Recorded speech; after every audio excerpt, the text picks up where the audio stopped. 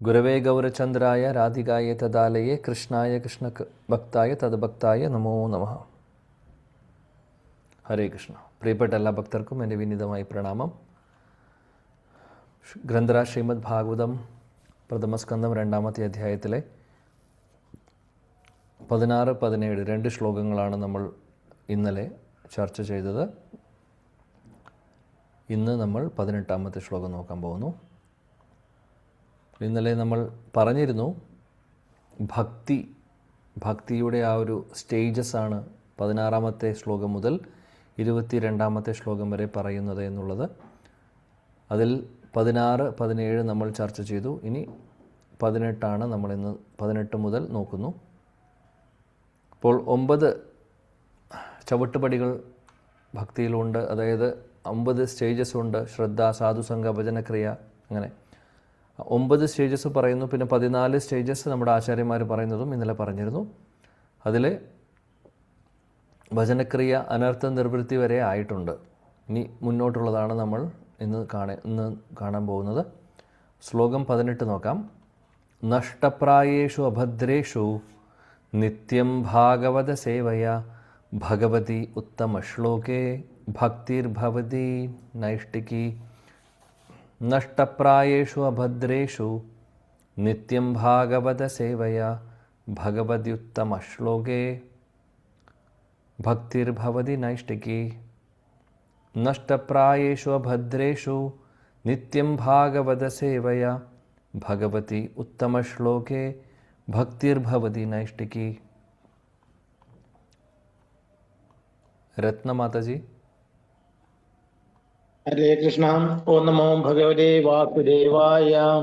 നഷ്ടപ്രായേഷു അഭദ്രേഷു നിത്യം ഭാഗവത സേവയ ഭാഗവതുത്തമ ശ്ലോകേ ഭക്തിർഭവതി നൈഷ്ഠകേ. ഹരേ കൃഷ്ണ. വിവർത്തനം കൂടെ വായിക്കൂ. വിവർത്തനം. ഭാഗവത ക്ലാസുകളിൽ പതിവായി പങ്കെടുക്കുന്നതിലൂടെയും ശുദ്ധ ഭക്തനെ സേവനം ചെയ്യുന്നതിലൂടെയും ഹൃദയത്തെ അലട്ടുന്നതെല്ലാം ഏതാണ്ട് പൂർണ്ണമായും നശിക്കപ്പെടുന്നു. അതീന്ദ്രിയ ഗീതങ്ങളാൽ സ്തുതിക്കപ്പെടുന്ന ഭഗവാനെ സ്നേഹപൂർവം സേവിക്കുന്നത് മാറ്റാനാവാത്ത ഒരു വസ്തുതയായി സ്ഥാപിക്കപ്പെടുന്നു. ഹരേ കൃഷ്ണ. ജയ ശ്രീ പ്രഭുപാദർക്ക് ജയ്. താങ്ക് യു പ്രഭു. വളരെ പ്രധാനപ്പെട്ട ഒരു ശ്ലോകമാണ്. ഈ ശ്ലോകം എല്ലാവരും കേട്ടിട്ടുള്ള ശ്ലോകമായിരിക്കും. നഷ്ടപ്രായേഷു അഭദ്രേഷു നിത്യം ഭാഗവത സേവയ. ഇവിടെ പറയുന്നു, കഴിഞ്ഞ ശ്ലോകത്തിൽ നമ്മൾ കണ്ടു. കഴിഞ്ഞ ശ്ലോകത്തിൽ നമ്മൾ ശൃണ്വതാം സുഖതാ കൃഷ്ണ പുണ്യശ്രവണ കീർത്തന ഹൃദയന്തസ്ഥോ ഹി അഭദ്രാണി വിധൂനോതി സൂർസതാം. ഹൃദയത്തിലുള്ള അഭദ്രാണികൾ, അതായത് അനർത്ഥങ്ങളൊക്കെ തുടച്ചു മാറ്റാനുള്ള ശക്തിയുണ്ട്. എന്തിന് ശക്തിയുണ്ട്? ശ്രവണം, ഭാഗവത ശ്രവണം, അല്ലെങ്കിൽ കൃഷ്ണകഥ ശ്രവിക്കുമ്പോൾ അല്ലെങ്കിൽ ശ്രവണം ചെയ്യുമ്പോൾ. കീർത്തനം, ശ്രവണവും കീർത്തനവും എല്ലാം വരുന്നു അവിടെ. അപ്പോൾ ശ്രവണത്തിലൂടെയും കീർത്തനത്തിലൂടെയും ഹൃദയന്തസ്ഥോ ഹി അഭദ്രാണി, എല്ലാ അനർത്ഥങ്ങളും മാറിപ്പോകുന്നു എന്ന് പറയുന്നു. അതിൻ്റെ തുടർച്ചയാണ് ഇവിടെ.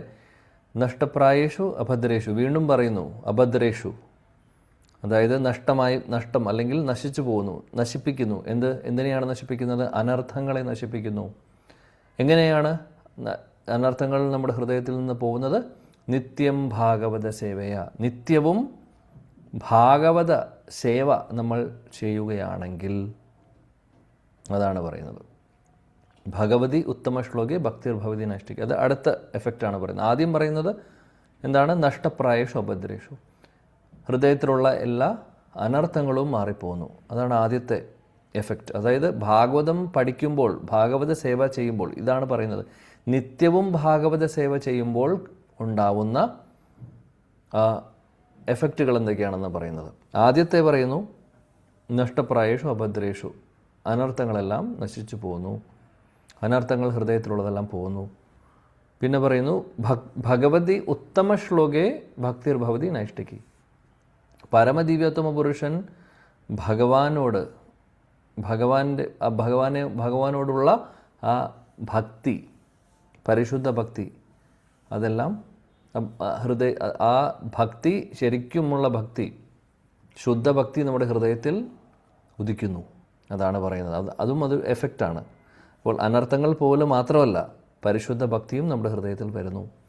എങ്ങനെയാണെങ്കിൽ നിത്യം ഭാഗവത സേവയ, നിത്യവും ഭാഗവത സേവ ചെയ്യുകയാണെങ്കിൽ. ഇനി ഭാഗവത സേവ എന്താണ് ഇവിടെ ഉദ്ദേശിക്കുന്നത്? രണ്ട് കാര്യങ്ങളാണുള്ളത്. ഒന്ന്, ഇവിടെ ഭാഗവതം എന്ന് പറയുമ്പോൾ, ഭാഗവത സേവ എന്ന് പറയുമ്പോൾ രണ്ട് ഭാഗവതത്തെക്കുറിച്ച് പറയുന്നു. ഒന്ന് ഗ്രന്ഥഭാഗവതം, നമ്മൾ പഠിച്ചുകൊണ്ടിരിക്കുന്ന ഗ്രന്ഥഭാഗവതം.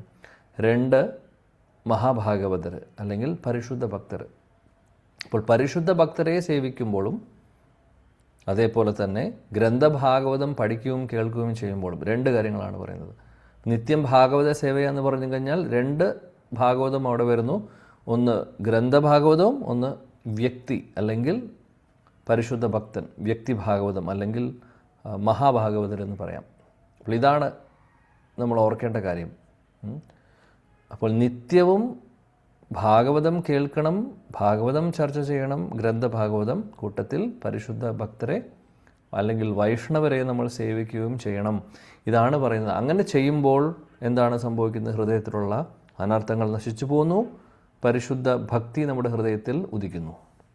അതാണ് അതിൻ്റെ റിസൾട്ട്. ശീല പ്രഭുപാദി ഭാവാർത്ഥത്തിൽ ഇതിനെക്കുറിച്ച് വിശദീകരിക്കുന്നുണ്ട്. നമ്മുടെ ഹൃദയത്തിലുള്ള എല്ലാ അമംഗളമായിട്ടുള്ള കാര്യങ്ങളും, ഒരുപാട് കാര്യങ്ങളുണ്ട് അമംഗളമായിട്ടുള്ളത്, അനർത്ഥങ്ങളും അമംഗളമായിട്ടുള്ളതുമായിട്ടുള്ള ഒരുപാട് കാര്യങ്ങൾ നമ്മുടെ ഹൃദയത്തിലുണ്ട്.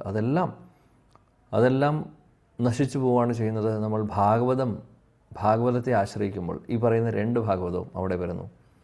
പരിശുദ്ധ ഭക്തനും ഭക്തഭാഗവതവും ഗ്രന്ഥഭാഗവതവും. അപ്പോൾ പ്രഭുപാദ് ഇവിടെ അതിനെക്കുറിച്ച് പറയുന്നുണ്ട്.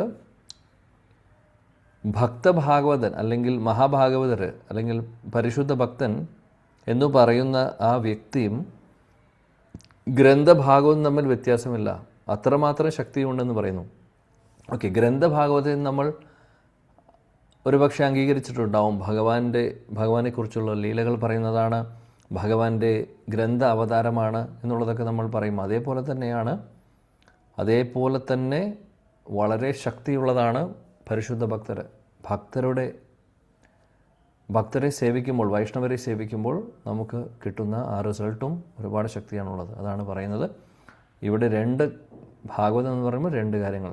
ഇതെപ്പോഴും ഓർക്കണം, ഇതെപ്പോഴും ഓർക്കേണ്ട കാര്യമാണ്. വൈഷ്ണവരെ മാറ്റി നിർത്തിക്കൊണ്ട് നമ്മൾ നേരത്തെ പറഞ്ഞ പോലെ ഇതിനു മുമ്പുള്ള ക്ലാസ്സുകളിൽ പറഞ്ഞിട്ടുണ്ട്, വൈഷ്ണവരെ മാറ്റി നിർത്തി നമ്മൾ ഭഗവാനെ മാത്രം ആരാധിക്കുമ്പോൾ അല്ലെങ്കിൽ ഭാഗവതം പഠിക്കുന്നു, അമ്പലങ്ങളിൽ പോകുന്നു, കാര്യങ്ങളൊക്കെ ചെയ്യുന്നു, പക്ഷേ വൈഷ്ണവരെ നിന്ദിക്കുന്നു, വൈഷ്ണവർക്ക് വേണ്ട ആ ഒരു പ്രാധാന്യം കൊടുക്കുന്നില്ല, വൈഷ്ണവരെ സേവിക്കുന്നില്ല, ആ ഒരു മനോഭാവം ഇല്ലെങ്കിൽ, വൈഷ്ണവരെ സേവിക്കുവാനുള്ള മനോഭാവം ഇല്ലെങ്കിൽ ഭക്തിയിൽ മുന്നോട്ട് പോവില്ല നമ്മൾ.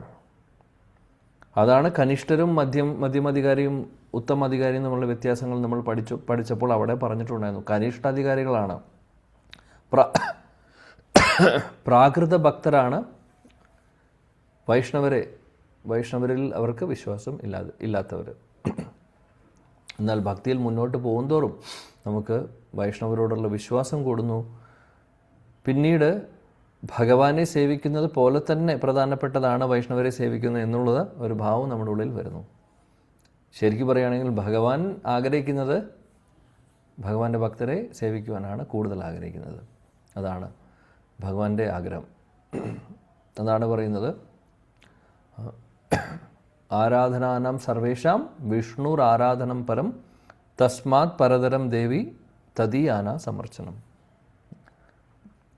അതായത് ഭഗവാന്റെ ഭക്തരെ സേവിക്കുമ്പോൾ, വൈഷ്ണവരെ നമ്മൾ സേവിക്കുകയാണെങ്കിൽ, ആ വൈഷ്ണവരെ സേവിക്കുന്നതാണ് ഏറ്റവും വലിയ ആരാധന എന്നാണ് പറയുന്നത്. പരിശുദ്ധ ഭക്തരെ സേവിക്കുമ്പോൾ, പരിശുദ്ധ ഭക്തരെ നമ്മൾ ആരാധിക്കുമ്പോൾ അത് വിഷ്ണു ആരാധനയേക്കാൾ ഉപരിയാണെന്ന് പറയുന്നു, മുകളിലാണെന്ന് പറയുന്നു. അത്രയും ശക്തിയുണ്ട്. ഇവിടെ പ്രഭുപാദ് പറയുന്നു, ഇതെല്ലാം പറഞ്ഞതിന് ശേഷം അദ്ദേഹം പറയുന്നുണ്ട്, ഈ മഹാഭാഗവതർ അല്ലെങ്കിൽ ഈ വ്യക്തി ഭാഗവതർ അദ്ദേഹം ഭഗവാന്റെ പ്രതിനിധിയാണ് എന്നുള്ളത്. ഭഗവാന്റെ പ്രതിനിധിയാണ് ഈ പരിശുദ്ധ ഭക്തർ. അതുകൊണ്ട് നമ്മൾ മനസ്സിലാക്കണം, ഭാഗവതം, ഗ്രന്ഥഭാഗവതവും ഭക്തഭാഗവതനും തമ്മിൽ വ്യത്യാസമില്ല എന്നുള്ളത്. കാര്യം ഗ്രന്ഥഭാഗവതം ഭഗവാനിൽ നിന്ന് വന്നിട്ടുള്ളതാണെന്ന് നമുക്കറിയാം, അല്ലേ? ഭഗവാന്റെ തന്നെ അവതാരമാണെന്ന് അറിയാം. അതേപോലെ തന്നെ ഭഗവാനെ പ്രതിനിധീകരിക്കുന്നു ഭക്തർ. ഈ പരിശുദ്ധ ഭക്തർ അല്ലെങ്കിൽ ഭാഗവതർ, മഹാഭാഗവതർ. അതുകൊണ്ട് നമ്മൾ അങ്ങനെ തന്നെ കാണണം എന്നുള്ളത് ഇവിടെ പറയുന്നു. ശ്രീല നാരദമുനിയുടെ ജീവിത ചരിത്രം നോക്കിക്കഴിഞ്ഞാൽ ഈ ഒരു ഈ ശ്ലോകം നമുക്ക് ശരിക്കും അദ്ദേഹത്തിൻ്റെ ജീവിതത്തിൽ അദ്ദേഹം ചെയ്തിട്ടുള്ളത് നമുക്ക് കാണാൻ സാധിക്കും. ശരിക്കും പറയുകയാണെങ്കിൽ മാത്രമല്ല, ഈ 16-ാമത്തെ ശ്ലോകം മുതൽ 22-ാമത്തെ ശ്ലോകം വരെയുള്ള നമ്മൾ പറഞ്ഞിരുന്നു ഭക്തിയിലുള്ള ആ ഒരു സ്റ്റേജസ് അല്ലേ, ഈ സ്റ്റേജസ് മുഴുവനും നമുക്ക് നാരദമുനിയുടെ ചരിത്രം പറയുന്നുണ്ട് 6-ാമത്തെ അധ്യായത്തിൽ. ഇനി നമ്മൾ 3 അധ്യായം കഴിഞ്ഞാൽ അവിടെ പഠിക്കും.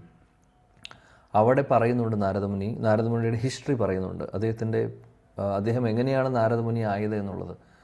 ആ ഒരു സെക്ഷൻ നമ്മൾ പഠിക്കുമ്പോൾ ശരിക്കും മനസ്സിലാക്കാൻ സാധിക്കും ഈ 14 സ്റ്റേജസിലൂടെയും കടന്നു പോകുന്നത്, അല്ലെങ്കിൽ 9 സ്റ്റേജസിലൂടെയും കടന്നു പോകുന്നത്.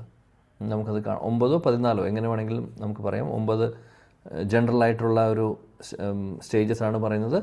ശീല വിശ്വനാഥ ചക്രവർത്തി ഠാക്കൂർ എക്സ്പ്ലെയിൻ ചെയ്യുമ്പോൾ അതിനെ കുറച്ചും കൂടെ എക്സ്പാൻഡ് ചെയ്തുകൊണ്ട് 14 സ്റ്റേജസ് പറയുന്നു. നമ്മൾ ഇന്നലെ അതിനെക്കുറിച്ച് പറഞ്ഞു. നാരദമുനിയുടെ ജീവിതചരിത്രം നോക്കിക്കഴിഞ്ഞാൽ ഈ ഒരു സ്റ്റേജസ് നമുക്ക് കാണാൻ സാധിക്കും. അദ്ദേഹത്തിൻ്റെ ആ ഒരു പ്രോഗ്രസ് നമുക്ക് കാണാൻ സാധിക്കും. അപ്പോൾ അവിടെ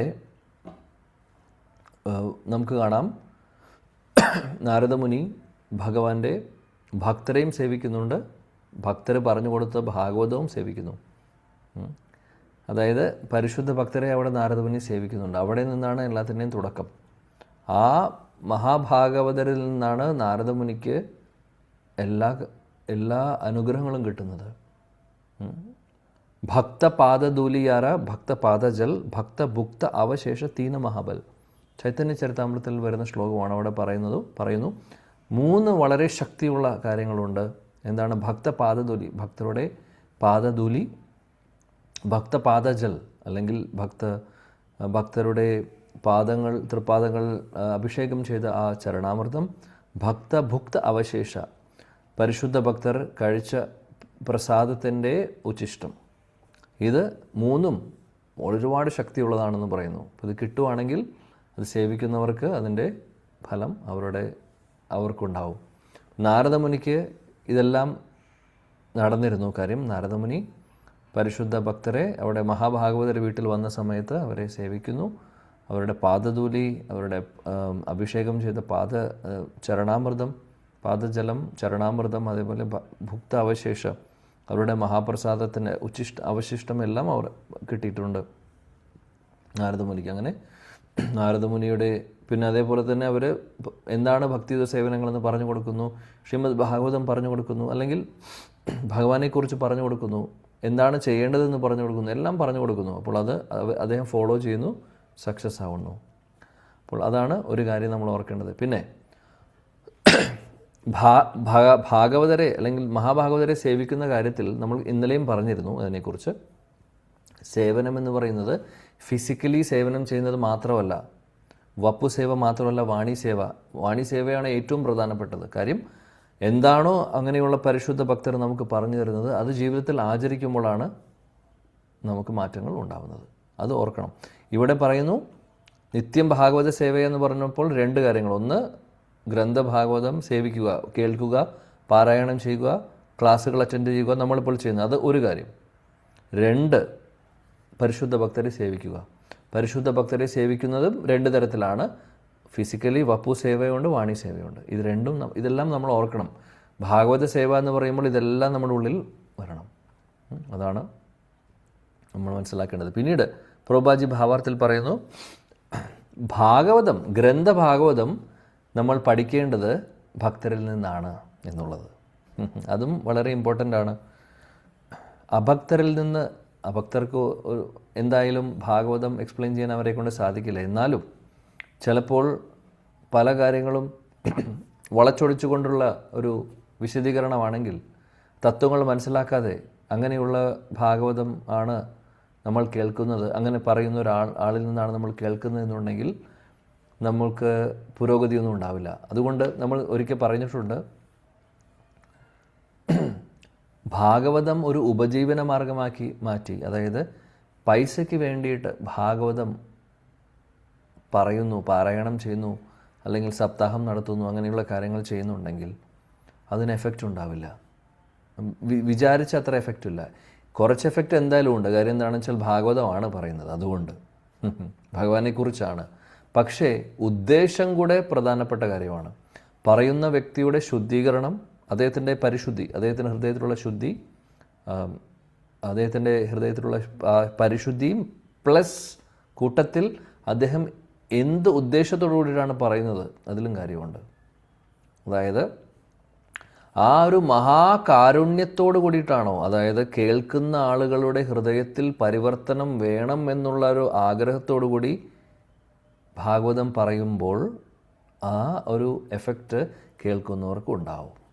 നേരെ മറിച്ച് ഇത് എൻ്റെ ഒരു ജോലിയുടെ ഭാഗമാണ്, ഞാനിത് ചെയ്യുന്നു, 7 ദിവസം ഭാഗവതം വായിക്കുന്നു, പാരായണം ചെയ്യുന്നു, എനിക്ക് ഇത്രയും വരുമാനം കിട്ടുന്നു, ആ ഒരു ഉദ്ദേശത്തോടു കൂടിയിട്ടാണ് അത് ചെയ്യുന്നതെന്നുണ്ടെങ്കിൽ പരിവർത്തനം നടക്കാൻ പോകുന്നില്ല.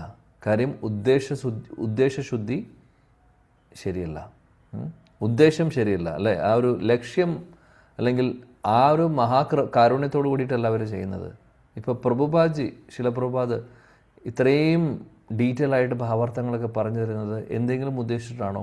ഒരേ ഒരു ഉദ്ദേശമുള്ളൂ അദ്ദേഹത്തിന്, നമ്മളെല്ലാവരെയും ശുദ്ധഭക്തരായി കാണണമെന്നുള്ളത്. വേറെ ഒന്നും ഉദ്ദേശിക്കുന്നില്ല, അതിൽ നിന്നൊരു പ്രോഫിറ്റും വേറെ പ്രതീക്ഷിക്കുന്നില്ല. അപ്പോൾ അതാണ് നമ്മൾ മനസ്സിലാക്കേണ്ട കാര്യം. ഭാഗവതം കേൾക്കേണ്ടത് അങ്ങനെയുള്ള പരിശുദ്ധ ഭക്തരിൽ നിന്നായിരിക്കണം. ചൈതന്യ ചരിതാമൃതത്തിൽ വീണ്ടും പറയുന്നു, യഹാ ഭാഗവത പടേ വൈഷ്ണവേര സ്ഥാനേ ഏകാന്ത ആശ്രയക്കരെ ചൈതന്യ ചരണേ. ചൈതന്യ മഹാപ്രഭു പറയുന്നുണ്ട്, ഭാഗവതം പഠിക്കണമെങ്കിൽ വൈഷ്ണവരുടെ അടുത്തുനിന്ന് പഠിക്കണം. വൈഷ്ണവരുടെ അടുത്തുനിന്ന് പഠിക്കണം എന്ന് പറഞ്ഞു കഴിഞ്ഞാൽ നല്ല ഭക്തരിൽ നിന്നായിരിക്കണം ഇത് കേൾക്കേണ്ടത്, പഠിക്കേണ്ടത്. അതായത് നേരത്തെ പറഞ്ഞ ക്വാളിഫിക്കേഷനുള്ള, ആ ഹൃദയത്തിൽ പരിശുദ്ധിയുള്ള, വേറെ ഒന്നും പ്രതീക്ഷിക്കാതെ കേൾക്കുന്ന ആളുകൾക്ക് അവരുടെ ക്ഷേമത്തിന് വേണ്ടിയിട്ട് ചെയ്യുമ്പോൾ, ഇപ്പോൾ സൂത ഗോസ്വാമി ശൗനകാദി ഋഷികളോട് ഭാഗവതം പറഞ്ഞു കൊടുക്കുകയാണ് ചെയ്യുന്നത്. നമ്മളതാണ് കേട്ടുകൊണ്ടിരിക്കുന്നത്. സൂത ഗോസ്വാമി എന്തെങ്കിലും പ്രതീക്ഷിക്കുന്നുണ്ടോ? ശൗനകാദി ഋഷികൾ എനിക്ക് ഇത്രയും പൈസ തരുന്നു, ഇത്രയും കാര്യങ്ങൾ ചെയ്യുന്നു, ഇത് ഞാൻ ഇത് കിട്ടുവാണെങ്കിൽ ഞാൻ ഭാഗവതം പറയാം, അങ്ങനെയാണോ അദ്ദേഹം പറയുന്നതല്ല. അങ്ങനെയല്ല പറയുന്നത്. അതേപോലെ പരീക്ഷിത്ത് മഹാരാജാവിന് ശുകദേവ് ഗോസ്വാമി പറഞ്ഞു കൊടുക്കുന്നത് പൈസയ്ക്കാണോ, അല്ലെങ്കിൽ എന്തെങ്കിലും ഉദ്ദേശത്തോടു കൂടിയിട്ടാണോ? അല്ല. പരീക്ഷിത്ത് മഹാരാജാവിൻ്റെ അദ്ദേഹത്തിൻ്റെ ആ ആത്മസാക്ഷാത്കാരത്തിനുള്ള ഒരു നിമിത്തമായി മാറണം ഞാൻ എന്ന് മാത്രമേ ശുകദേവ് ഗോസ്വാമി ഉദ്ദേശിക്കുന്നുള്ളൂ. സൂത ഗോസ്വാമിയും അതേപോലെ തന്നെ ശൗനകാദി ഋഷികൾക്ക് ആ ശൗനകാദി ഋഷികളുടെ ചോദ്യങ്ങളിലേ ഉണ്ടായിരുന്നു, നമ്മൾ കേട്ടിട്ടുണ്ട്. അതായത് അവരുടെ ഹൃദയത്തിൽ വിഷമം തോന്നുവാണ്, ഈ കലിയുഗത്തിലുള്ള ആളുകളൊക്കെ ഒരുപാട് കഷ്ടപ്പെടാൻ പോകുന്നു, അവർക്ക് എല്ലാവർക്കും ശ്രേയസ്കരമായിട്ടുള്ള കാര്യം, പ്രയോജനമാവുന്ന കാര്യമാണ് ഭാഗവതം, അതുകൊണ്ട് അങ്ങ് പറഞ്ഞാലും. അപ്പോൾ നോക്കൂ, ചോദിക്കുമ്പോൾ അപ്പോൾ പറയുന്ന സൂത ഗോസ്വാമിക്ക് സന്തോഷമുണ്ട്, അദ്ദേഹത്തിന് സന്തോഷമുണ്ട്, ചോദ്യങ്ങൾ ചോദിച്ച ശൗനക ഋഷികളും രണ്ടുപേരുടെയും ഹൃദയത്തിൽ ആ പരിശുദ്ധിയുണ്ട്. അതുകൊണ്ട് ശരിയായിട്ടുള്ള ഒരു ഭാഗവതം അങ്ങോട്ടും ഇങ്ങോട്ടും, അതായത് സൂത ഗോസ്വാമി പറയുന്നു, അത് നല്ല രീതിയിൽ അല്ലെങ്കിൽ വേണ്ട രീതിയിൽ ശൗനകാദി ഋഷികൾ അത് സ്വീകരിക്കുന്നു. അവിടെ വേറെ ഉദ്ദേശങ്ങളൊന്നുമില്ല. അതുകൊണ്ട് ഈ ഒരു കാര്യം ഇമ്പോർട്ടൻ്റ് ആണ്, വളരെ പ്രധാനപ്പെട്ട കാര്യമാണ്. അത് ഇവിടെ പ്രഭുപാദ് നമ്മളെ ഓർമ്മിപ്പിക്കുന്നുണ്ട്. അപ്പോൾ എവിടെ നിന്ന് കേൾക്കണം എന്നുള്ളത്, അല്ലെങ്കിൽ എങ്ങനെയുള്ള ആ ഭക്തരിൽ നിന്നാണ് കേൾക്കേണ്ടത് എന്നുള്ളത് നമ്മൾ ഓർക്കേണ്ടതാണ്. മറ്റുള്ളത് കേൾക്കാൻ പാടില്ല എന്നുള്ളതല്ല, പക്ഷെ കേട്ട് കഴിഞ്ഞാൽ അതിൻ്റെ പ്രയോജനം ഉണ്ടാവുമോ എന്ന് ചോദിച്ചു കഴിഞ്ഞാൽ പ്രയോജനം ഉണ്ടാവുവാനുള്ള സാധ്യത വളരെ കുറവാണ്, വളരെ സ്ലോ ആയിരിക്കും. കാര്യം നേരത്തെ പറഞ്ഞ പോലെ ഉദ്ദേശം ശരിയില്ലാതെ വരുമ്പോൾ. പക്ഷേ അതിൻ്റേതായിട്ടുള്ള എഫക്റ്റ് ഉണ്ടാവും, പരിവർത്തനം ഉണ്ടാവില്ല. എത്രയോ സപ്താഹങ്ങൾ നമ്മൾ കേട്ടിട്ടുണ്ടാവും ഇതിനു മുമ്പും. എത്ര പരിവർത്തനം നമുക്ക് വന്നിട്ടുണ്ട്. ഈ യമനിയമങ്ങളെക്കുറിച്ച് നമ്മൾ, അതായത് ഭാഗവത സപ്താഹം കഴിഞ്ഞ് അത് ഒരു യജ്ഞമായിട്ട് എല്ലാ വർഷവും നടക്കുന്നുണ്ടാവും ചിലപ്പോൾ.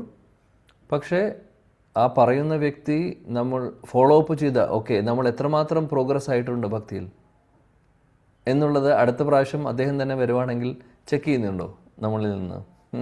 അല്ലെങ്കിൽ അങ്ങനെ ഒരു അവസരം നമുക്ക് കിട്ടുന്നുണ്ടോ? അങ്ങനെ ഒരു മോണിറ്ററിങ് നടക്കുന്നുണ്ടോ?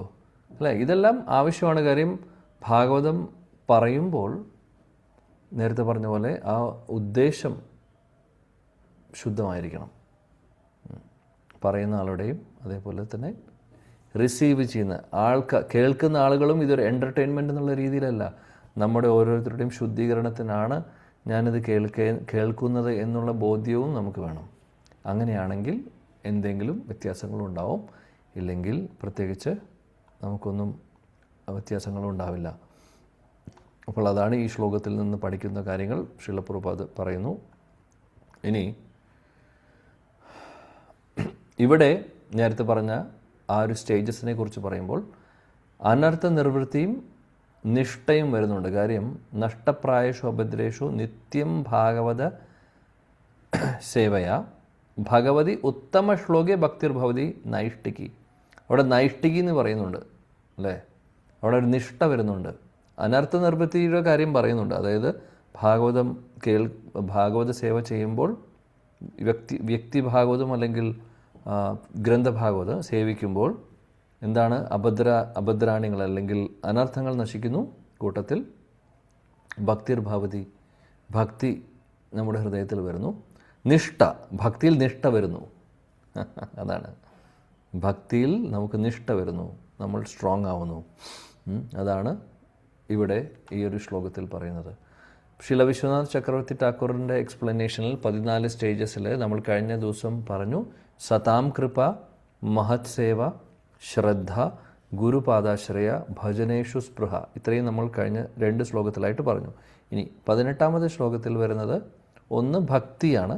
ഭക്തി, അതായത് ഭക്തി എന്ന് പറഞ്ഞു കഴിഞ്ഞാൽ ആ പ്രേമപൂരിതമായിട്ടുള്ള ഭഗവത് സേവനത്തെ ഭക്തി എന്ന് പറയുന്നു. അപ്പോൾ അതൊരു സ്റ്റേജ് ആയിട്ട് ഇവിടെ പറയുന്നു.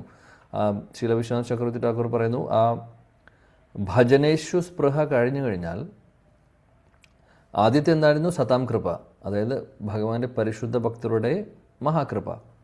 ഇനി അതിനുശേഷം മഹത് സേവ, ഭക്തരെ സേവിക്കുന്ന കാര്യം. ഇതെല്ലാം ഓരോ സ്റ്റേജസ് ആണ്. അപ്പോൾ ഭഗവാന്റെ പരിശുദ്ധ ഭക്തരുടെ കൃപ കൊണ്ട് നമുക്ക് പരിശുദ്ധ ഭക്തരെ സേവിക്കുവാനുള്ള അവസരം കിട്ടുന്നു. ഇനി ആ സേവനത്തിലൂടെ എന്താണ് സംഭവിക്കുന്നത്? നമ്മുടെ ശ്രദ്ധ, നമ്മുടെ വിശ്വാസം വർദ്ധിക്കുന്നു.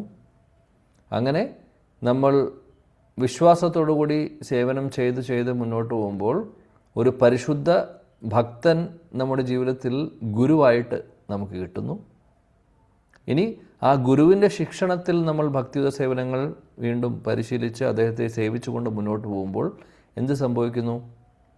അതായത് നേരത്തെ നമ്മൾ പറഞ്ഞു ഭജനേഷു സ്പൃഹ, ഭഗവാനെ ആരാധിക്കാനുള്ള ആ ഒരു ആകാംക്ഷ അല്ലെങ്കിൽ ആ ഒരു ഉത്സാഹം കൂടുന്നു. കൂട്ടത്തിൽ ഹൃദയത്തിലുള്ള അനർത്ഥങ്ങളും, കാര്യം ഭക്തി സേവനങ്ങൾ ചെയ്യുമ്പോൾ അനർത്ഥങ്ങൾ നശിച്ചു പോകുന്നു.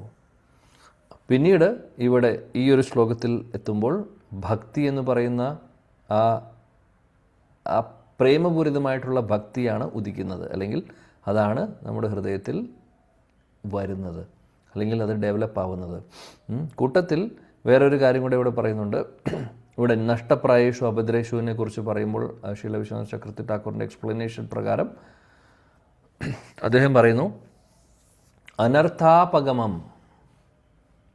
അനർത്ഥാപഗമം എന്ന് പറഞ്ഞു കഴിഞ്ഞാൽ വേറൊന്നുമല്ല, അതായത് എല്ലാവിധ നമ്മുടെ ഭക്തിയിലുള്ള അനർത്ഥങ്ങളല്ല, ഭക്തിയിലുള്ള ബാധകൾ എന്ന് പറഞ്ഞു കഴിഞ്ഞാൽ എന്താണ്? തടസ്സങ്ങൾ. അതെല്ലാം നശിക്കുന്നു. അനർത്ഥാപഗമം എന്ന് പറഞ്ഞു കഴിഞ്ഞാൽ ഭക്തിയിൽ ഒരുപാട് തടസ്സങ്ങളുണ്ട് അല്ലേ? നാമാപരാധം ഒരു തടസ്സമാണ്, അല്ലെങ്കിൽ പല തടസ്സങ്ങളും വരും നമ്മുടെ ഭക്തി ജീവിതത്തിൽ. ഈ അനർത്ഥങ്ങളെല്ലാം അല്ലെങ്കിൽ ഈ തടസ്സങ്ങളെല്ലാം പോകുന്നു, അതെല്ലാം ഇല്ലാതാവുന്നു. അതിനുശേഷമാണ് നിഷ്ഠ വരുന്നത്. നിഷ്ഠ എന്ന് പറഞ്ഞാൽ എല്ലാവർക്കും അറിയാം എന്താണ് എന്നുള്ളത്. അപ്പോൾ ഇതാണ് ഈ ഭക്തി, അനർത്ഥാപഗമം, നിഷ്ഠ. ഈ 3 കാര്യങ്ങളാണ് ഈ 18ാമത്തെ ശ്ലോകത്തിൽ വരുന്ന കാര്യങ്ങൾ. അപ്പോൾ 14ൽ 8 ഓൾറെഡി. സതാം കൃപ, മഹത് സേവ, ശ്രദ്ധ, ഗുരുപാദാശ്രയ, ഭജനേഷു സ്പൃഹ, ഭക്തി, അനർത്ഥാപഗമം, നിഷ്ഠ. അത്രയുമായി. ഇനി ബാക്കിയുള്ളത് അടുത്ത ശ്ലോകത്തിൽ നിന്നാണ് തുടരുന്നത്. ഓക്കെ, നമുക്ക് മുന്നോട്ട് പോവാം. ശ്ലോകം 19. തദാരജസ്തമോ ഭാവ കാമലോഭാദയശ്ചയേ ചേത ഏതേർ അനാവിദ്ധം സ്ഥിതം സത്വേ പ്രസീദതി. ദേവു മാതാജി വായിക്കൂ.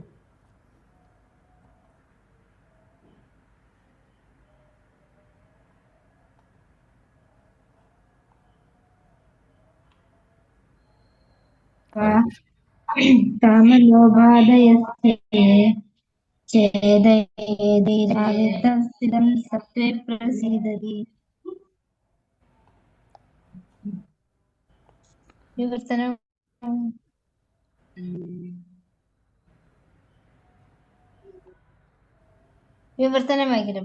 വായിക്കൂ. വിവർത്തനം ശ്രീ പ്രഭുപാദ് കി ജയ്. പിൻവലിക്കാനോ മാറ്റാനോ സാധ്യമല്ലാത്ത പ്രേമയുക്ത സേവനം ഹൃദയത്തിൽ സ്ഥാപിതമായ ശേഷം രജോ തമോ ഗുണഫലങ്ങളായ ഭോഗേച്ഛ, കാമം, അഭിലാഷം എന്നിവ ഹൃദയത്തിൽ നിന്നും അപ്രത്യക്ഷമാകുന്നു. അനന്തരം സത്വഗുണത്തിൽ അധിഷ്ഠിതമാകുന്ന ഭക്തൻ പരിപൂർണ സന്തോഷവാനായിത്തീരുന്നു. Hare Krishna. Thank you. Okay, ഇപ്പോൾ ഇവിടെ പറയുന്നു ശ്ലോകം 19 തഥാ രജസ്തമോ ഭാവ കാമലോഭാദയശ്ചയേ ചേത ഏതിർ അനാവിദ്ധം സ്ഥിതം സത്വേ പ്രസീദതി. കഴിഞ്ഞ ശ്ലോകത്തിൽ നമ്മൾ പറഞ്ഞു ആ പരിശുദ്ധ ഭക്തിർഭവതി നൈഷ്ഠികി, ഭക്തി നമ്മുടെ ഹൃദയത്തിൽ ഉദിക്കുന്ന കാര്യം, അല്ലെങ്കിൽ ആ ഒരു കാര്യം നമ്മുടെ ഹൃദയത്തിൽ വരുന്നതിനെക്കുറിച്ച് പറയുന്നുണ്ടായിരുന്നു കഴിഞ്ഞ ശ്ലോകത്തിൽ. അപ്പോൾ ആ ഒരു പ്രേമപൂരിതമായിട്ടുള്ള ഭക്തി നമ്മുടെ ഹൃദയത്തിൽ വരുമ്പോൾ എന്താണ് സംഭവിക്കുന്നത്? ഇവിടെ പറയുന്നു രജോ തമോ ഗുണങ്ങൾ. രജോ തമോ ഗുണങ്ങളെല്ലാം നമ്മുടെ ഹൃദയത്തിൽ നിന്ന് അപ്രത്യക്ഷമാവുന്നു. രജോ തമോ ഗുണങ്ങൾ കാരണം വരുന്ന കാമ അല്ലെങ്കിൽ അങ്ങനെയുള്ള ഭൗതികമായിട്ടുള്ള കാര്യങ്ങളോടുള്ള കാമം, ഭൗതികമായിട്ടുള്ള ആഗ്രഹങ്ങൾ, അതേപോലെ ഒരുപാട് അങ്ങനെയുള്ള ആസക്തികൾ, ഭൗതികമായിട്ടുള്ള ആസക്തികൾ, ഇതെല്ലാം നമ്മുടെ ഹൃദയത്തിൽ നിന്ന് അപ്രത്യക്ഷമാവുന്നു. രജോ തമോ ഗുണത്തിൻ്റെ എഫക്റ്റുകളാണ് കാമ അല്ലെങ്കിൽ ഈ ഭൗതികമായിട്ടുള്ള ഹരേ കൃഷ്ണ, ഭൗതിക ഇച്ഛകൾ, അതേപോലെ കാമം, ഇതെല്ലാം രജോ തമോ ഗുണങ്ങളുടെ എഫക്റ്റുകളാണ്, അല്ലെങ്കിൽ അത് കാരണമാണ് സംഭവിക്കുന്നത്.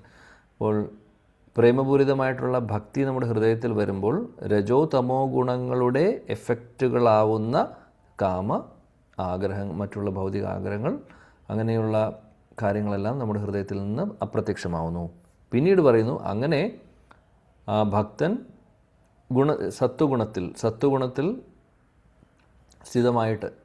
സ്ഥിരമായിട്ട് ആ ഒരു സത്വഗുണം അല്ലെങ്കിൽ ശുദ്ധ സത്വഗുണത്തിൽ നിൽക്കുന്ന അവസ്ഥയായിരിക്കും. രജോ തമോ ഗുണങ്ങളുടെ ഒരു കാര്യങ്ങളും അവരെ ഇൻഫ്ലുവൻസ് ചെയ്യാൻ പോകുന്നില്ല. അങ്ങനെ അങ്ങനെയുള്ള ഭക്തൻ സിദ്ധം സത്വേ പ്രസീദതി, സന്തോഷമായിട്ട് അല്ലെങ്കിൽ പൂർണ്ണ സംതൃപ്തിയോടുകൂടി അവർ ഇരിക്കും എന്നാണ് പറയുന്നത്.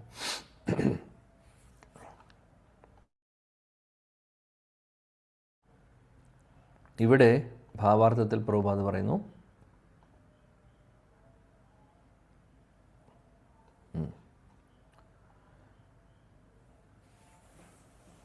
ബ്രഹ്മഭൂത സ്റ്റേറ്റ്, അത് ഭഗവത്ഗീതയിൽ പറയുന്നുണ്ട്. ബ്രഹ്മഭൂത പ്രസന്നാത്മ ന ശോചതി ന കാംക്ഷതി സമാ സർവേഷു ഭൂതേഷു മത് ഭക്തി ലഭത്തെ പരം.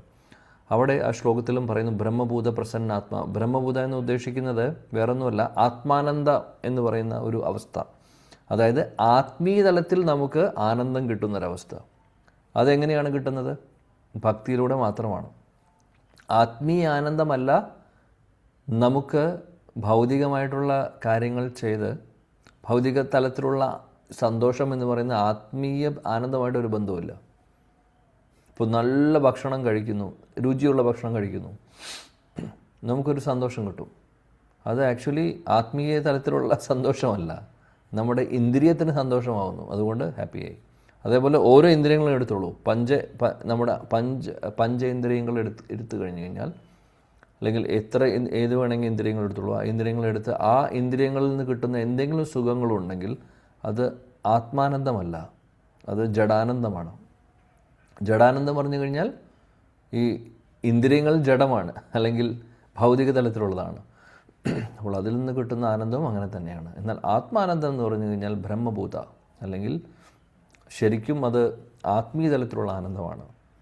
ആ ഒരു ആനന്ദത്തെക്കുറിച്ചാണ് ഇവിടെ പറയുന്നത്. ഈ ശ്ലോകത്തിൽ പറയുന്നത് അങ്ങനെയുള്ള ആനന്ദത്തെക്കുറിച്ചാണ്, അല്ലാതെ ജഡാനന്ദത്തെക്കുറിച്ചല്ല.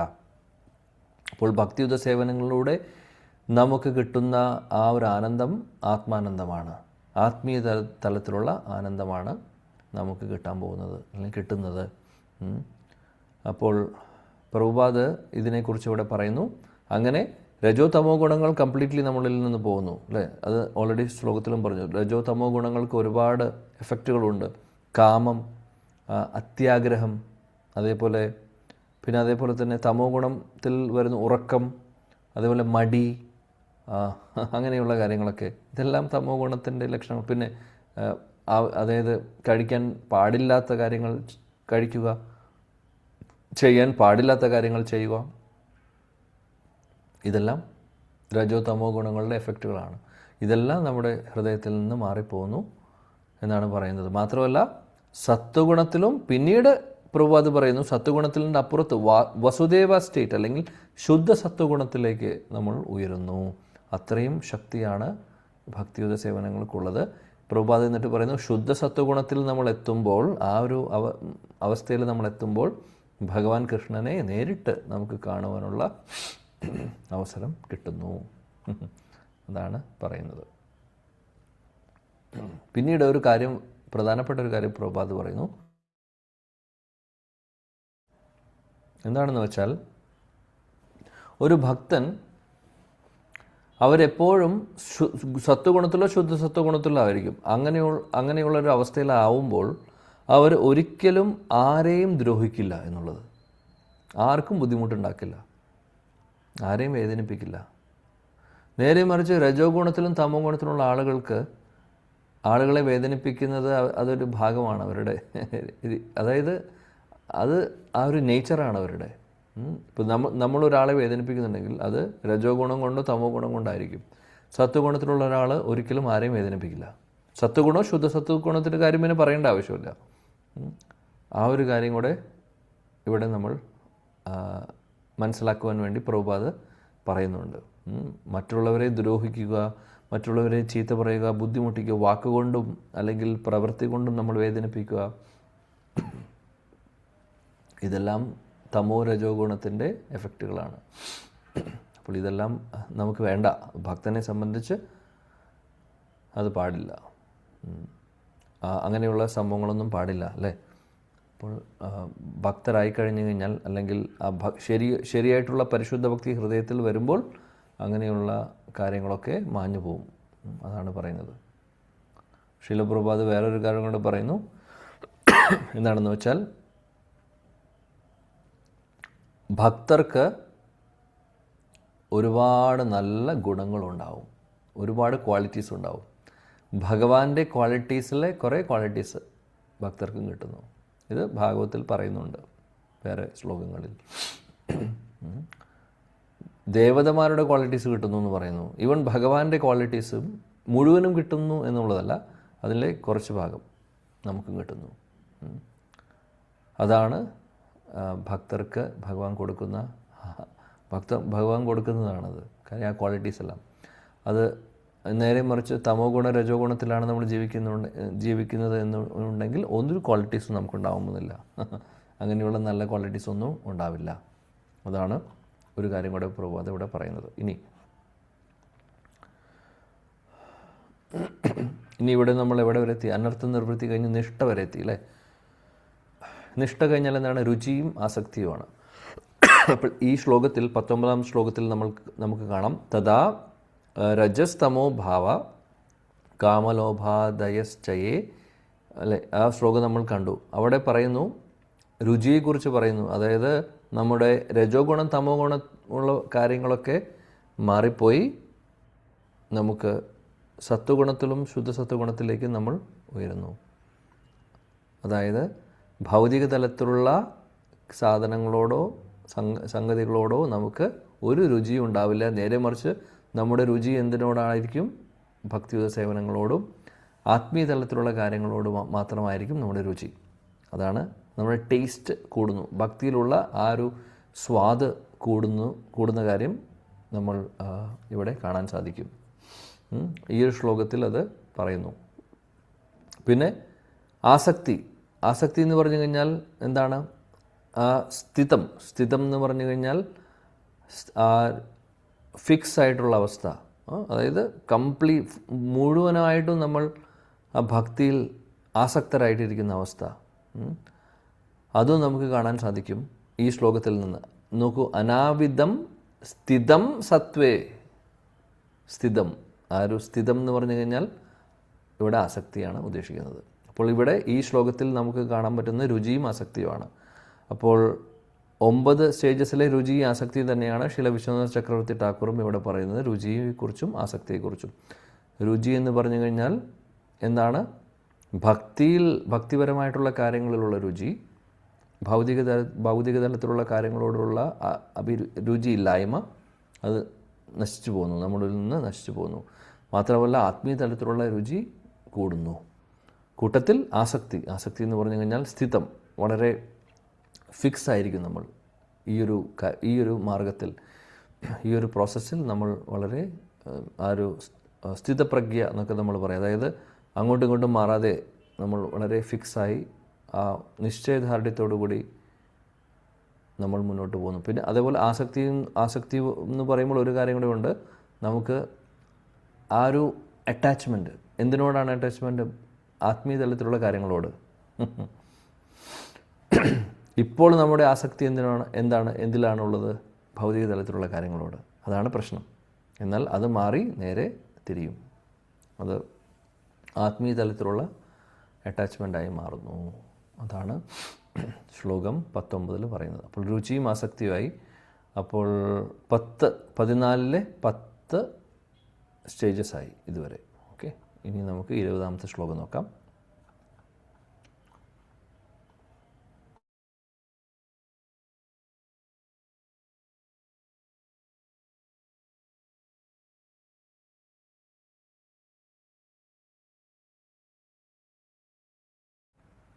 ശ്ലോകം 20. ഏവം പ്രസന്ന മനസോ ഭഗവദ്ഭക്തി യോഗതഃ ഭഗവത് തത്വവിജ്ഞാനം മുക്തസംഗസ്യ ജായതേ.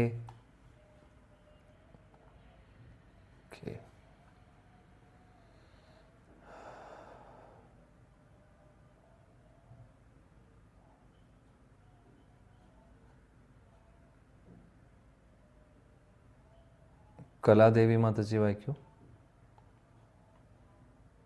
ഹരേ കൃഷ്ണ പ്രഭു. ഹരേ കൃഷ്ണ.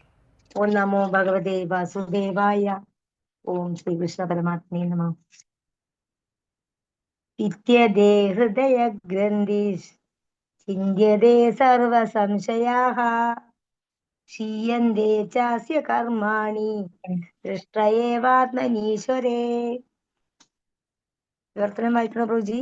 വായിക്കൂ. അത് 20 അല്ലല്ലോ പ്രഭു, 20 അല്ലല്ലോ. മാറ്റിയാണ് വായിച്ചത്. 20 വായിക്കണം.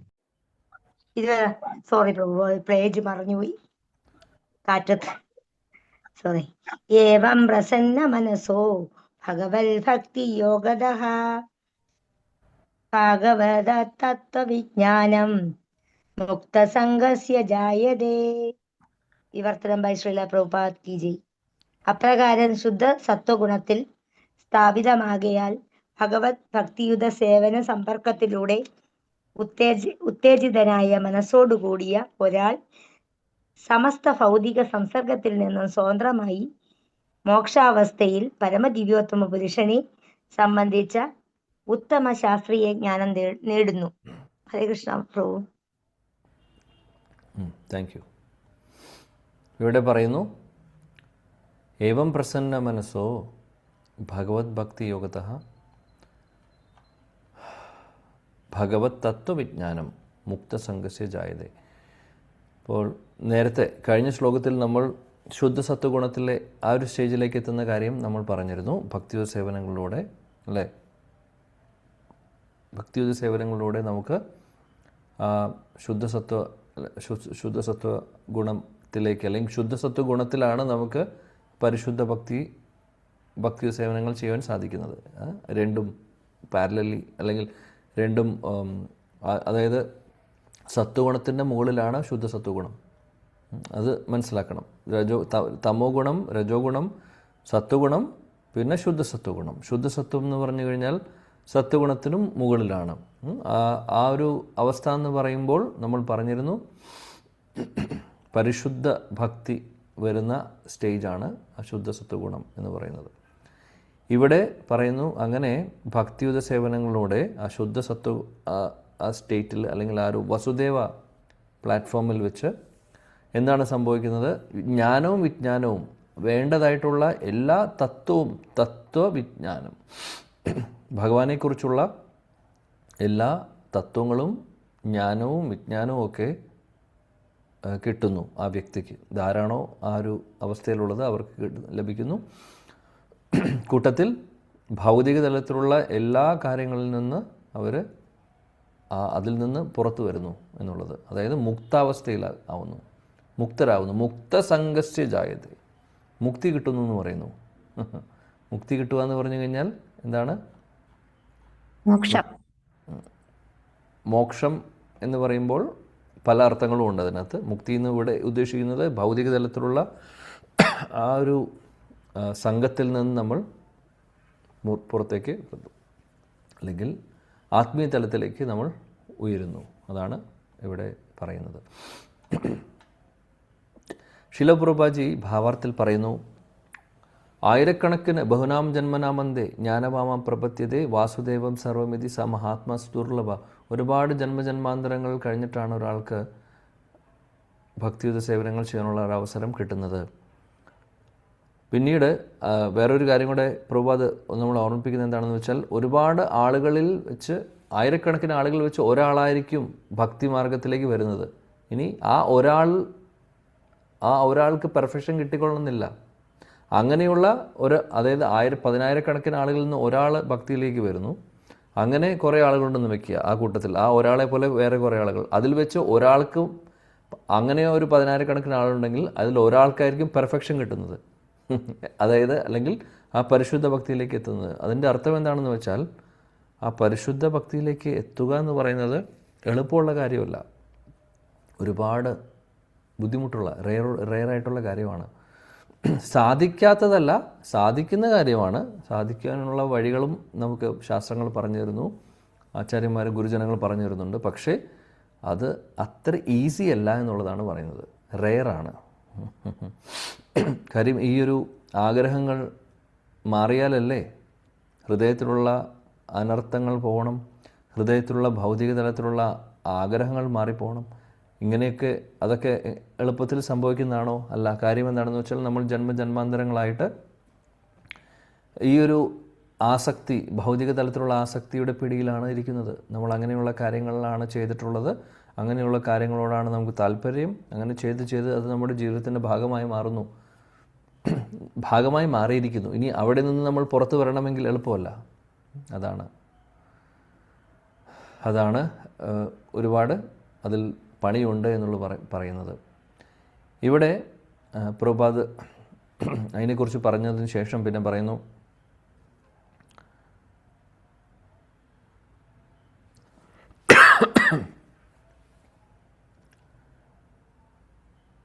ഒരു വ്യക്തിയുടെ ജീവിതം സക്സസ് ആയി എന്ന് പറയുന്നത്, അതായത് എപ്പോഴാണ് ആ വ്യക്തി മനസ്സിലാക്കണം, അതായത് ഞാൻ ഈ ശരീരമല്ല, ഞാൻ ആത്മാവാണ്, ഞാൻ ഭഗവാന്റെ അംശമാണ് എന്ന് മനസ്സിലാക്കിക്കൊണ്ട്, അംശം മാത്രമല്ല ഭഗവാന്റെ സേവകനാണ് എന്ന് മനസ്സിലാക്കിക്കൊണ്ട് ആ തലത്തിൽ നമ്മൾ കാര്യങ്ങൾ ചെയ്യുമ്പോഴാണ് ഒരു മനുഷ്യജന്മം സാക്ഷാത്കാരമാവുന്നത്. ഇല്ലെങ്കിൽ ആ മനുഷ്യജന്മം കിട്ടിയതിന് പ്രയോജനം വരുന്നില്ല. അല്ലേ? നമ്മളിതിന് ഒരുപാട് പ്രാവശ്യം ചർച്ച ചെയ്തിട്ടുണ്ട്, മനുഷ്യരും മൃഗങ്ങളും തമ്മിലുള്ള വ്യത്യാസമൊക്കെ. അപ്പോൾ ആ ഒരു ഓപ്പർച്യൂണിറ്റി നമുക്ക് കിട്ടിയിട്ട് വേണ്ട രീതിയിൽ അതിന് നമ്മൾ ചെയ്യുന്നില്ലെങ്കിൽ, മൃഗങ്ങളെ പോലെയാണ് നമ്മൾ ജീവിക്കുന്നതെന്നുണ്ടെങ്കിൽ ഒരു കാര്യമില്ല. അതാണ് പറയുന്നത്. അപ്പോൾ അതിനു വേണ്ടിയിട്ട് പ്രഭുപാദ് പറയുന്നു, ഇവിടെ വർണ്ണാശ്രമധർമ്മം നമുക്ക് തന്നിട്ടുണ്ട്. അപ്പോൾ വർണ്ണാശ്രമധർമ്മത്തിൽ എങ്ങനെയാണ്, നമ്മളിതിനു മുമ്പും ശ്ലോകങ്ങളിൽ പഠിച്ചു. വർണ്ണാശ്രമധർമ്മത്തിൻ്റെ ഉദ്ദേശം എന്താണ്? ഭഗവാനെ പ്രീതിപ്പെടുത്തുക എന്നുള്ളതാണ്. അല്ലെങ്കിൽ നമ്മൾ ഓരോരുത്തരെയും ഭക്തിമാർഗത്തിൽ പതിയെ പതിയെ അല്ലെങ്കിൽ ഗ്രാജുവലി നമ്മൾ ഉയർത്തിക്കൊണ്ടുവരിക എന്നുള്ളതാണ് വർണ്ണാശ്രമധർമ്മത്തിൻ്റെ ഉദ്ദേശം. ബ്രാഹ്മണർ, ക്ഷത്രിയർ, വൈശ്യർ, ശൂദ്രർ, ഇതാണ് 4 വർണ്ണങ്ങൾ. അതേപോലെ 4 ആശ്രമങ്ങളും. അല്ലേ? അപ്പോൾ ഇതെല്ലാം നമുക്ക് തന്നിട്ടുള്ളത്, ഭഗവാൻ തന്നിട്ടുള്ളത് എന്തിനു വേണ്ടിയിട്ടാണ്? ഭഗവത് സാക്ഷാത്കാരത്തിലേക്കുള്ള വഴികളാണ് ഇതെല്ലാം. അതാണ് പറയുന്നത്. പിന്നീട് പ്രഭുപാദ് പറയുന്നു, ഒരു വൈഷ്ണവൻ എന്ന് പറഞ്ഞു കഴിഞ്ഞാൽ ഈവൻ ബ്രാഹ്മണനേക്കാൾ മുകളിലാണെന്ന് പറയുന്നു. ബ്രാഹ്മണൻ എന്ന് പറഞ്ഞു കഴിഞ്ഞാൽ ബ്രഹ്മജ്ഞാനം നേടിയ ഒരാളെന്ന് പറയും. എന്നാൽ വൈഷ്ണവൻ എന്ന് പറയുമ്പോൾ ജ്ഞാനം മാത്രമല്ല, അദ്ദേഹം പരിശുദ്ധ ഭക്തനായി മാറും. അപ്പം ബ്രഹ്മജ്ഞാനം അറിഞ്ഞതുകൊണ്ട് ആ വ്യക്തി പരിശുദ്ധ ഭക്തനായിക്കൊള്ളുന്നില്ല. വൈഷ്ണവൻ ഒരു ശുദ്ധ വൈഷ്ണവൻ ബ്രാഹ്മണൻ ഓൾറെഡി ആണ്.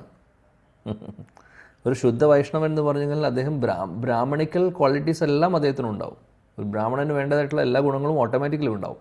എന്നാൽ ഒരു ബ്രാഹ്മണനെ നമ്മൾ എടുക്കുകയാണെങ്കിൽ വൈഷ്ണവരുടെ എല്ലാ ക്വാളിറ്റീസും ഉണ്ടായിക്കൊള്ളണമെന്നില്ല. അതുണ്ട്, ആ ഒരു വ്യത്യാസമുണ്ട് എപ്പോഴും. പരിശുദ്ധ നമ്മൾ പറയുന്നത് ശുദ്ധ വൈഷ്ണവരെ കുറിച്ചാണ്. ഓക്കെ, ശുദ്ധ വൈഷ്ണവരാണ്. ഇതുപോലെ തിലക്കും മാലയും കണ്ണിമാലയും ഉണ്ടായതുകൊണ്ട് മാത്രം വൈഷ്ണവനാവുന്നില്ല. ആ ഒരു വൈഷ്ണവരിലും ഒരുപാട്, അതായത് പല തലത്തിലുള്ള വൈഷ്ണവരുണ്ട്, അല്ലേ? പലതരത്തിലുള്ള ഭക്തരുണ്ട്. നമ്മൾ ഓൾറെഡി ചർച്ച ചെയ്തിട്ടുണ്ട് അതിനെക്കുറിച്ചൊക്കെ. ബ്രാഹ്മണൻ എന്ന് പറയുമ്പോൾ ആ വേദങ്ങളൊക്കെ അറിയാം, ഓക്കെ, അറിയുന്നവരുണ്ടാവും. ഓക്കെ, ആ ഒരു പൊസിഷൻ വലിയൊരു പൊസിഷൻ തന്നെയാണ്, സംശയമില്ല. എന്നാൽ അതിനേക്കാൾ മുകളിലാണ് ഒരു വൈഷ്ണവൻ എന്ന് പറയുമ്പോൾ. അപ്പോൾ വേദങ്ങളും ശാസ്ത്രങ്ങളും മാത്രം അറിയൽ മാത്രമല്ല, അവരത് പൂർണ്ണമായിട്ടും ചെയ്യുന്നവരായിരിക്കും. ആ പരിശുദ്ധ ഭക്തരുടെ ശ്രേണിയിൽ അവർ വരുന്നു. അതാണ് വ്യത്യാസം പറയുന്നത്, രണ്ടും തമ്മിലുള്ള വ്യത്യാസം പറയുന്നത്. അപ്പോൾ ഇതൊക്കെയാണ് ശ്രീല പ്രഭുപാദി ഇവിടെ പറയുന്നത്. അപ്പോൾ ബ്രാഹ്മണനേക്കാൾ ഉയർന്ന തലത്തിലാണ് വൈഷ്ണവരെന്ന് പറയുന്നത്. അങ്ങനെ ഒരു ബ്രാഹ്മണൻ ക്വാളിഫൈഡ് ആവുമ്പോൾ അദ്ദേഹം വൈഷ്ണവനായി മാറുന്നു. അതാണ് പറയുന്നത്. പ്രഭുപാദ് കൺക്ലൂഡ് ചെയ്യുന്നത് അങ്ങനെയാണ്. അതായത് ബ്രാഹ്മണൻ പരിശുദ്ധ അല്ലെങ്കിൽ ഭക്തിയുത സേവനങ്ങൾ ശരിക്കും ചെയ്യുമ്പോൾ, ചെയ്ത് നല്ല രീതിയിൽ പോകുമ്പോൾ അവർ ശുദ്ധ വൈഷ്ണവരായി മാറുന്നു. ശുദ്ധ വൈഷ്ണവരായി കഴിഞ്ഞാൽ പിന്നെ മുക്തരാകുന്നു. അങ്ങനെയുള്ളവർക്കാണ് ശരിക്കും ഈ ഒരു ഭൗതിക ലോകത്തിലെ ഈ ഒരു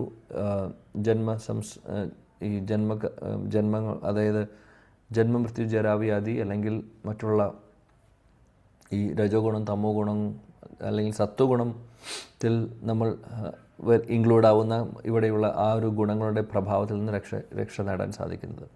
ഈവൻ സത്വഗുണവും പോരാ, ശുദ്ധ സത്വഗുണത്തിലേക്ക് നമ്മൾ ഉയരണം. അത് ഭഗവത്ഗീത തന്നെ പഠിപ്പിക്കുന്നുണ്ട് നമ്മളെ. സത്വഗുണം നല്ലതാണ്, പക്ഷേ അതിനപ്പുറത്തേക്ക് നമ്മൾ പോകണം. കാര്യം എന്താണെന്ന് വെച്ചാൽ സത്വഗുണത്തിലും അഹങ്കാരം വരാൻ സാധ്യതയുണ്ട്. കാര്യം അത് ഭഗവത്ഗീത പറയുന്നുണ്ട്. കൂടുതൽ സത്വഗുണം, ഞാനൊരു സത്വഗുണം ഉള്ള ഒരാളാണെന്ന് നമ്മുടെ ഉള്ളിൽ തോന്നുന്നു. അത് നല്ലൊരു കാര്യമല്ല. ശുദ്ധ സത്വഗുണം എന്ന് പറഞ്ഞു കഴിഞ്ഞാൽ ആ പരിശുദ്ധ ഭക്തരുടെ ആ ഒരു അവസ്ഥയാണ്. അവിടെ അങ്ങനെ ഒരു തരത്തിലുള്ള അഹങ്കാരവും നിത്യഹങ്കാരവും വരുന്നില്ല. അതാണ് വ്യത്യാസം. അപ്പോൾ നമുക്ക് സത്വഗുണത്തിൽ ഇരുന്നാൽ പോരാ, പരിശുദ്ധ സത്വഗുണത്തിൽ നമ്മൾ എത്തണം. അപ്പോൾ ആ ഒരു അവസ്ഥയിലാണ് വരിഷ്ഠരായിട്ടുള്ള വൈഷ്ണവരുള്ളത്. അതാണ് പറയുന്നത്. അപ്പോൾ ബ്രാഹ്മണർ നാച്ചുറലി സത്വഗുണത്തിലുള്ളവരായിരിക്കും. എന്നാൽ വൈഷ്ണവരെന്ന് പറഞ്ഞു കഴിഞ്ഞാൽ ശുദ്ധ സത്വഗുണത്തിലായിരിക്കും. അതാണ് വ്യത്യാസം. അപ്പോൾ ബ്രാഹ്മണർ പതുക്കെ ക്വാളിഫൈഡായി അവർ വൈഷ്ണവരായി മാറുന്നു, ശുദ്ധ വൈഷ്ണവരാകുന്നു. അതാണ് പറയുന്നത്. ശുദ്ധ വൈഷ്ണവരെന്ന് ഉദ്ദേശിക്കുന്നത് എന്താണ്? പരിശുദ്ധ ഭക്തർ. അതൊക്കെയാണ് പ്രഭുപാദ് ശ്ലോകത്തിൽ ഭാവാർത്ഥത്തിലൂടെ പറഞ്ഞു തരുന്ന കാര്യങ്ങൾ. ഓക്കെ, ഇവിടെ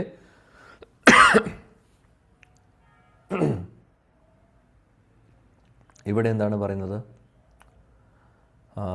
ഏവം പ്രസന്ന മനസ്സോ ഭഗവത് ഭക്തി യോഗത ഭഗവത് തത്വവിജ്ഞാന മുക്ത സംഘസ്യ ജായതേ. ഇവിടെ പറയുന്നു ഇനി എന്തൊക്കെയാണ് ബാക്കിയുള്ളത്? രുചിയായി, ആസക്തിയായി, ഇനിയുള്ളത് ഭാവ, പ്രേമ. അതാണ്. അപ്പോൾ ഭഗവത് തത്വവിജ്ഞാന മുക്ത സംഘസ്യ ജായതേ. ഇവിടെ പറയുന്നു നമ്മൾ ഭഗവത് ഭക്തി യുത സേവനങ്ങളിലൂടെ എന്താണ് സംഭവിക്കുന്നത്?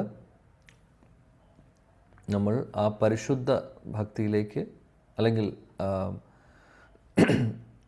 പൂർണ്ണമായിട്ടുള്ള തത്വങ്ങൾ, വിജ്ഞാനം, ഇതെല്ലാം നമ്മുടെ ഹൃദയത്തിൽ വരുന്നു.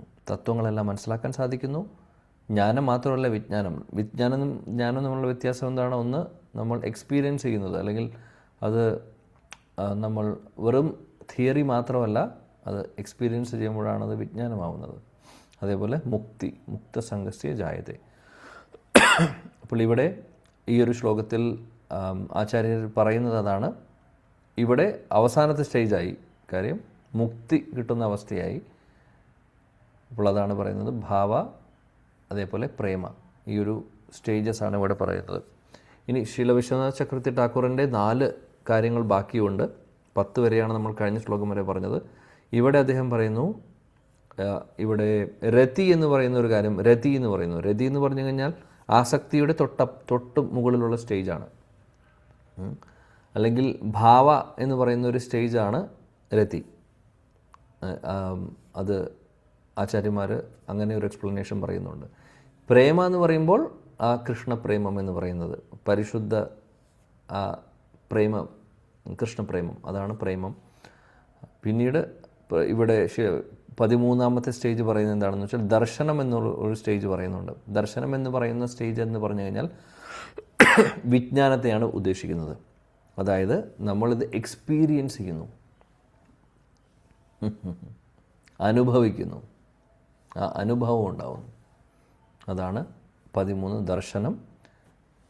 14 ഹരേർ മാധുര്യാനുഭവ എന്നുദ്ദേശിക്കുന്നത്. അവിടെ എന്താണ് ഉദ്ദേശിക്കുന്നതെന്ന് വെച്ചാൽ ഹരേർ മാധുര്യാനുഭവ, ഭഗവാൻ കൃഷ്ണൻ്റെ ആ മാധുര്യത, അത് നമുക്ക് നേരിട്ട് അനുഭവിക്കാൻ സാധിക്കുന്നു. അതാണ് പറയുന്നത്. അപ്പോൾ എന്താണ് 14 കാര്യങ്ങൾ? സതാം കൃപ, മഹത്സേവ, ശ്രദ്ധ, ഗുരുപാദാശ്രയ, ഭജനേഷു സ്പൃഹ, ഭക്തി, അനർത്ഥാപഗമം, നിഷ്ഠ, രുചി, ആസക്തി, രതി, പ്രേമ, ദർശനം, ഹരേർ മാധുര്യാനുഭവ. രണ്ടും, ദർശനവും ഹരേർ മാധുര്യാനുഭവം തമ്മിൽ വ്യത്യാസമുണ്ട്. എന്താണ് വ്യത്യാസം? ദർശനം എന്ന് പറഞ്ഞു കഴിഞ്ഞാൽ ആ വിജ്ഞാനത്തെയാണ് പറയുന്നത്. ജ്ഞാനം, അതായത് മൊത്തത്തിലുള്ള ജ്ഞാനം, ഭക്തിയുത സേവനങ്ങളെക്കുറിച്ചുള്ള ജ്ഞാനം, അത് എക്സ്പീരിയൻസ് വിജ്ഞാനം ആവുന്ന സ്റ്റേജാണ് പറയുന്നത്.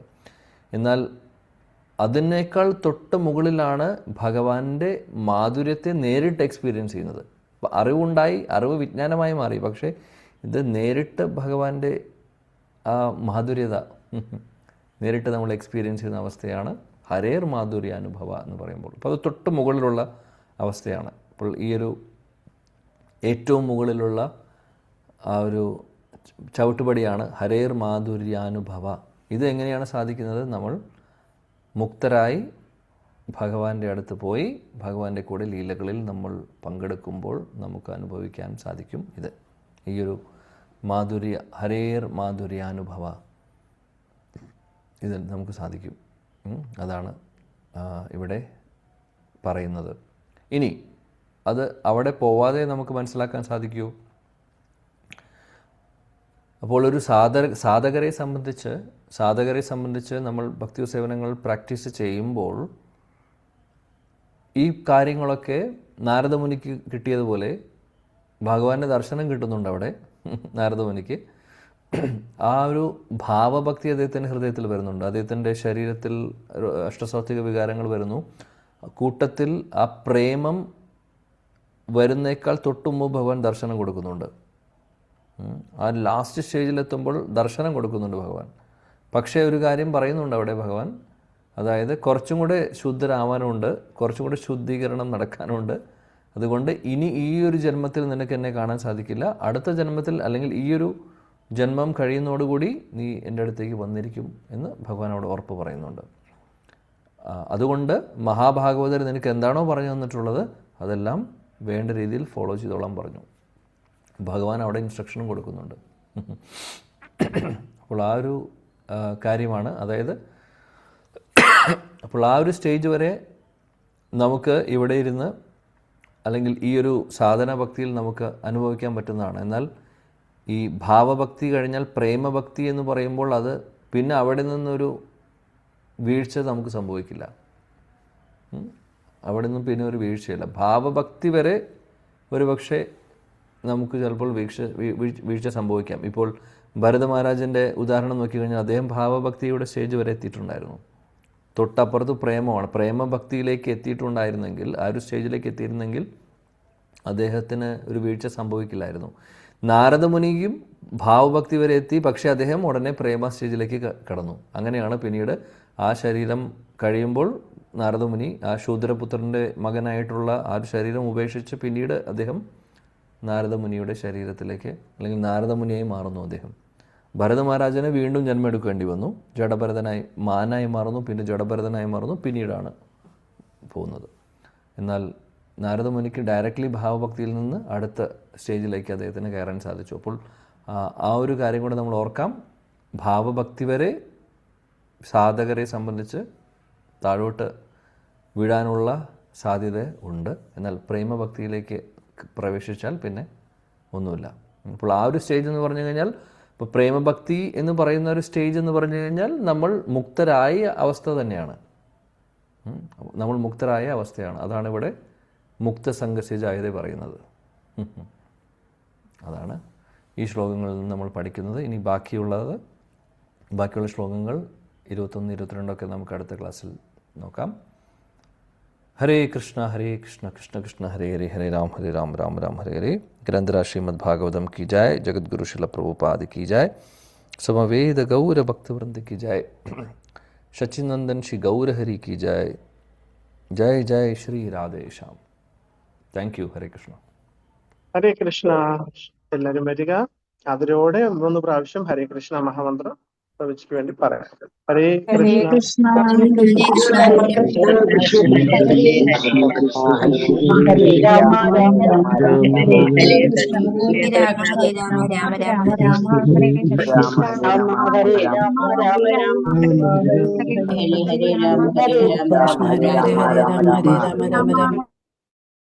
കൃഷ്ണ പുതുതായിട്ട് വന്നിട്ടുള്ള ഭക്തന്മാർക്ക് വേണ്ടിയിട്ടാണ്.